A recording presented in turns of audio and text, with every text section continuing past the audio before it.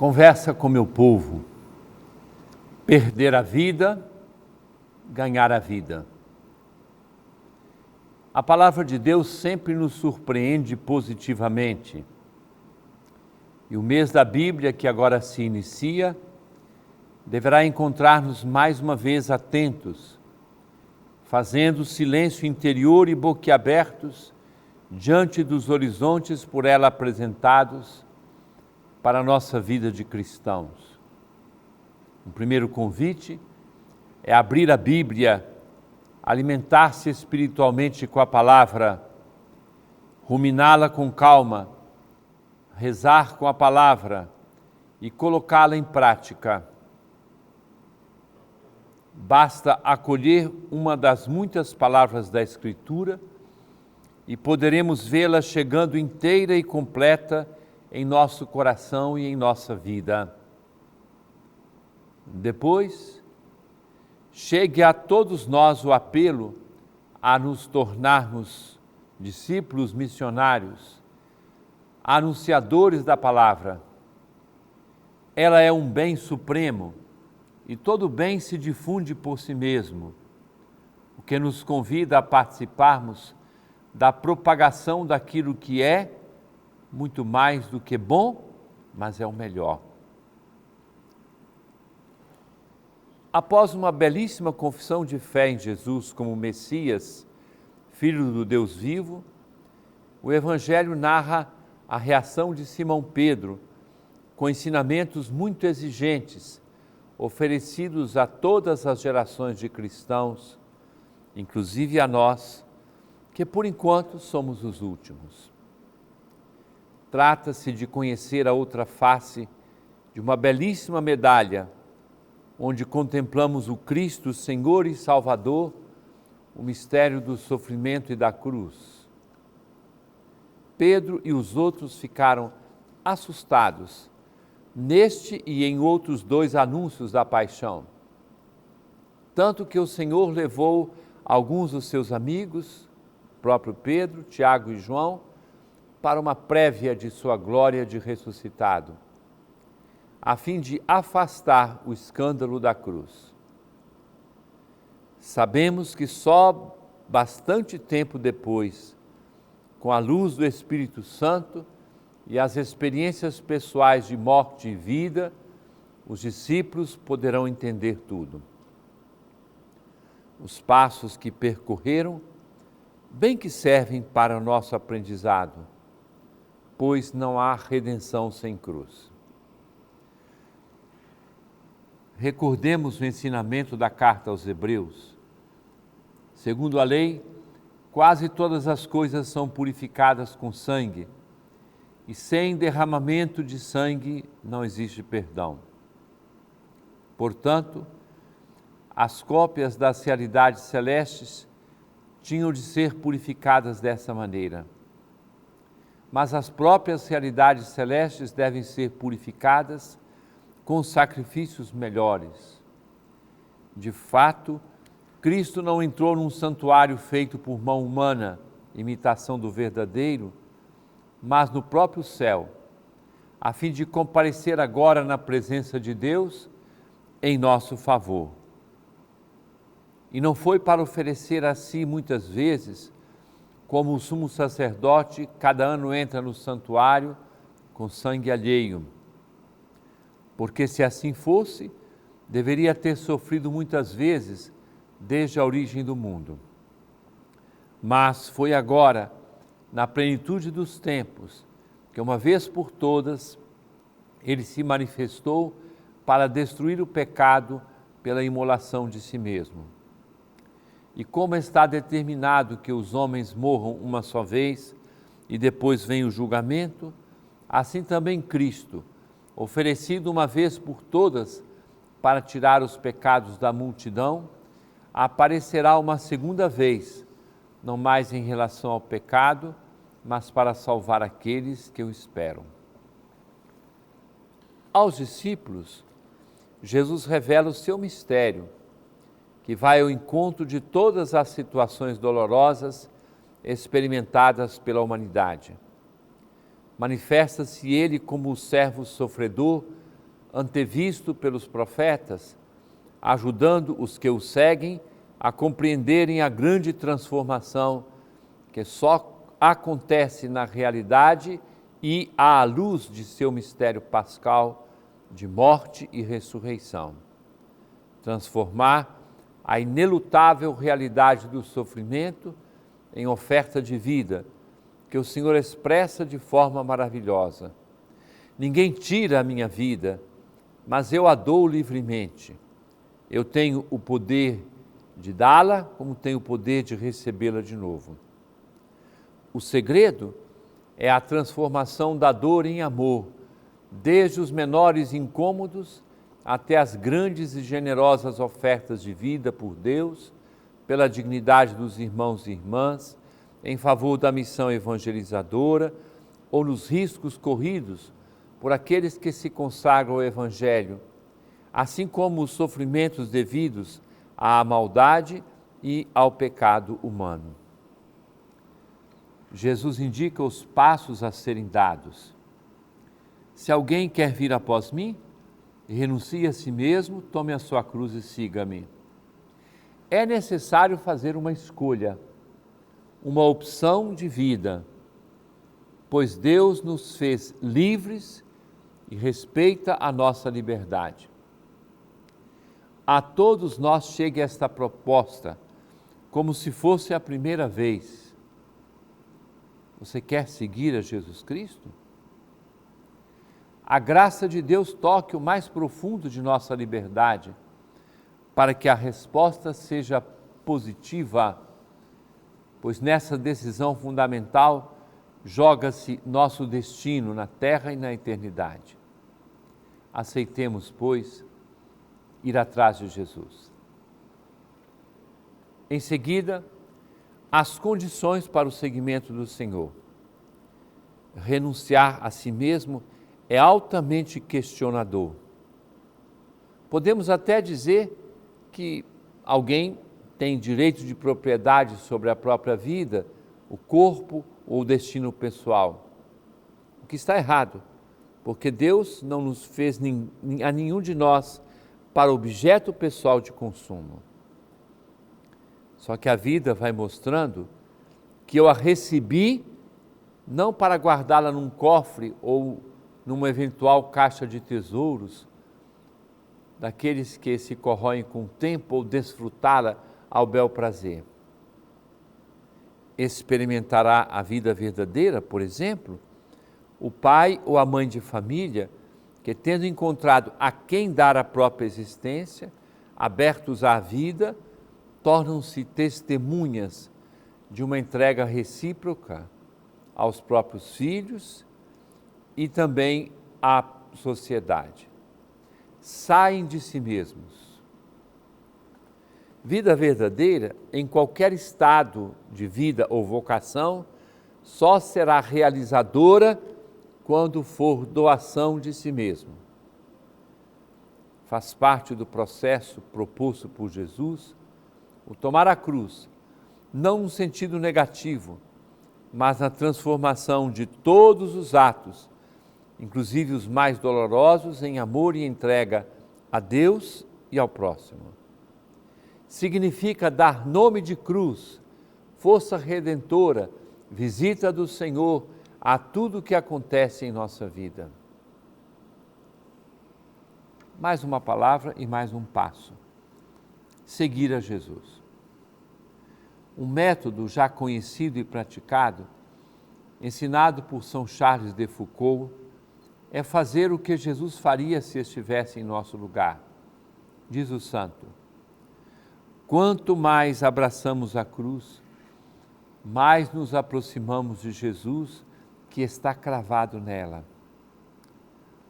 Pergunte-se em cada coisa que teria feito o Senhor e faça-o a sua única regra, a regra absoluta.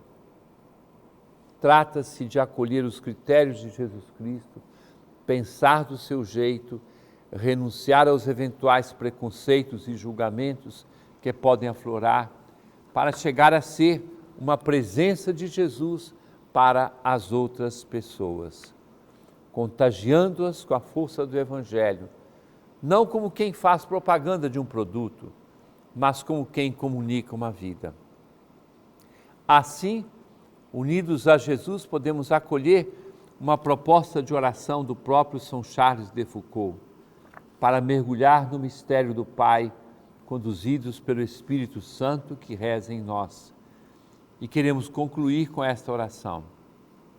Pai, eu me abandono a Ti. Faze de mim o que quiseres. O que fizeres de mim, eu te agradeço.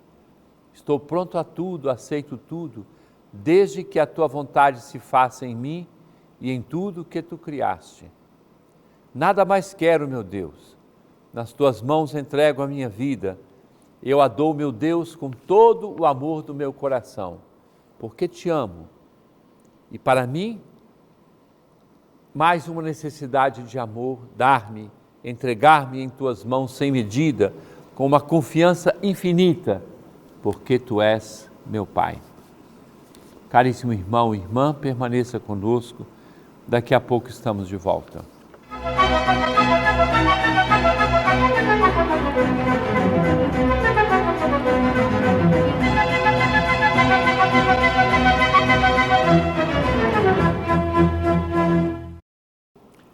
Conversa com meu povo. Caríssimo irmão, caríssima irmã, uma bela oportunidade que temos nesta conversa com meu povo de ir ao encontro das perguntas que as pessoas nos enviam para procurar juntos as respostas da fé a tantas situações. Hoje começamos com Maria Aparecida Cardoso, de Belém. Do Alberto, Deus não proíbe o culto às imagens, porque nós católicos ainda mantemos? Aqui é uma pergunta sempre provocante. Há grupos religiosos que não se cansam de repetir este assunto. E essa história já deu muito trabalho em todo o tempo da vida da Igreja. Basta abrir a Sagrada Escritura, o livro do Êxodo. Há uma proibição do culto das imagens, como a dizer assim, isto aqui é o meu Deus. Mas logo depois, no próprio livro do Êxodo, na legislação, quando manda fazer a Arca da Aliança, então Deus manda fazer aquelas figuras dos querubins. Então mandou fazer imagem. Agora aqui é uma coisa diferente. E aí eu converso com um jovem e ele me diz assim, olha, eu trago aqui na minha carteira a foto da minha namorada. Ou hoje nem é na carteira, nas redes sociais, as fotos.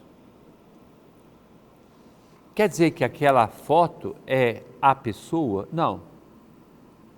Você que está em casa, está acompanhando o que eu estou dizendo através da imagem do seu televisor.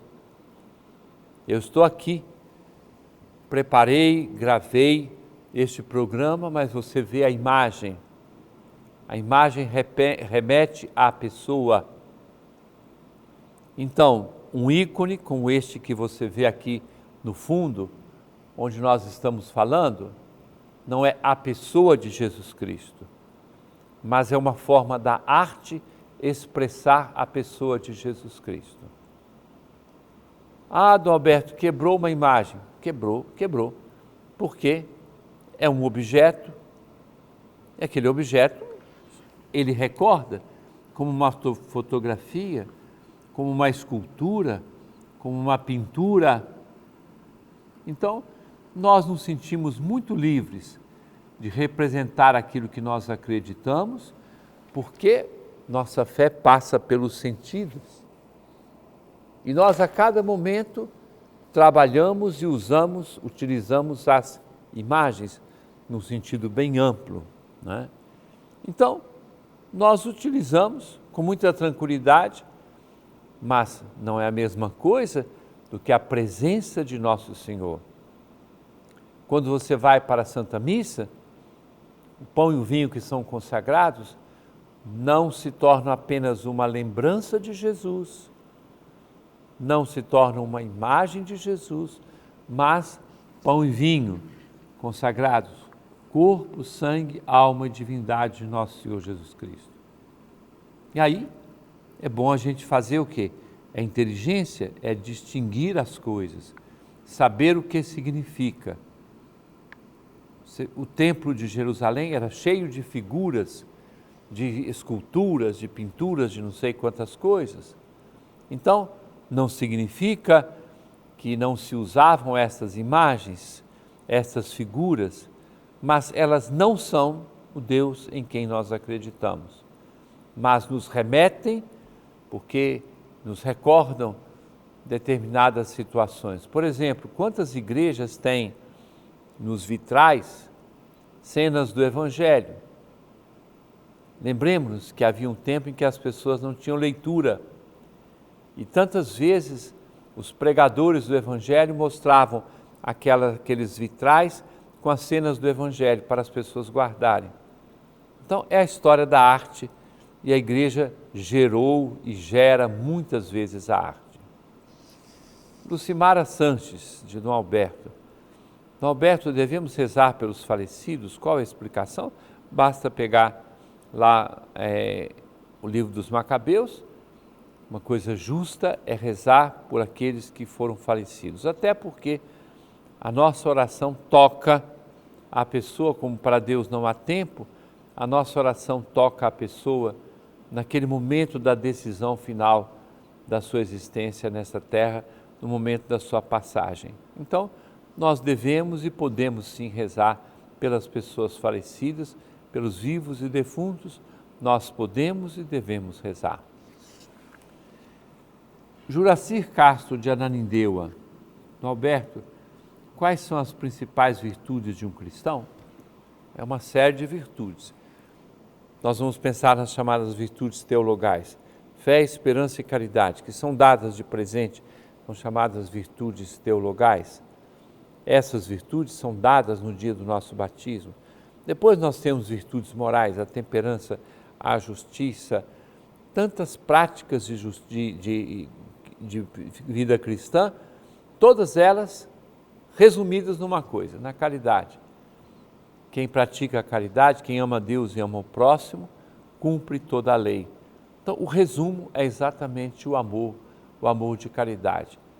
Então, quem ama com amor de caridade procura ser controlado, procura praticar a justiça, procura a verdade, procura a equidade.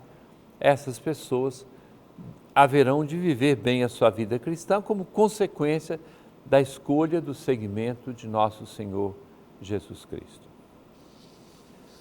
Maria de Belém Menezes, de Belém. Dom Alberto, alguns católicos estão levando a Eucaristia para casa. O senhor pode falar sobre isso? O que eu posso falar é que as pessoas estão erradas. Eucaristia, você recebe, tanto que nas nossas paróquias, os guardas ou as guardas ficam ali perto para vigiar, para as pessoas não fazerem isso. Você recebe a Sagrada Comunhão como? Quer receber nas mãos? Pode. Quer receber na sua boca? Pode. Quer receber de pé? Pode. Quer receber ajoelhado? Pode. Mas imediatamente você recebe a Sagrada Comunhão e deve comungar. Isso faz parte do rito da igreja, não é para levar para casa. E infelizmente a gente acaba descobrindo que há grupos de pessoas e há algumas pessoas que fazem isso, até porque sabem que a hóstia consagrada não é um pão comum, é o corpo de Cristo, e algumas pessoas levam para casa, infelizmente, para fazer um uso ligado à profanação da Eucaristia. E é bom que nós todos tomemos consciência disso e que sejamos vigilantes. Se você vê uma pessoa que está querendo levar a hóstia para casa, você diga para ela naquele momento, é dever seu, não só do guarda ou da guarda que está ali acompanhando a celebração, a cerimônia. É muito bom a gente estar atento a essas coisas, porque nós podemos ajudar para que o respeito maior ao bem mais precioso da igreja, que é a Eucaristia, cresça continuamente no meio de nós. Caríssimo irmão, caríssima irmã, Desça sobre todos a bênção de Deus Todo-Poderoso, Pai, Filho e Espírito Santo, e permaneça para sempre. Amém.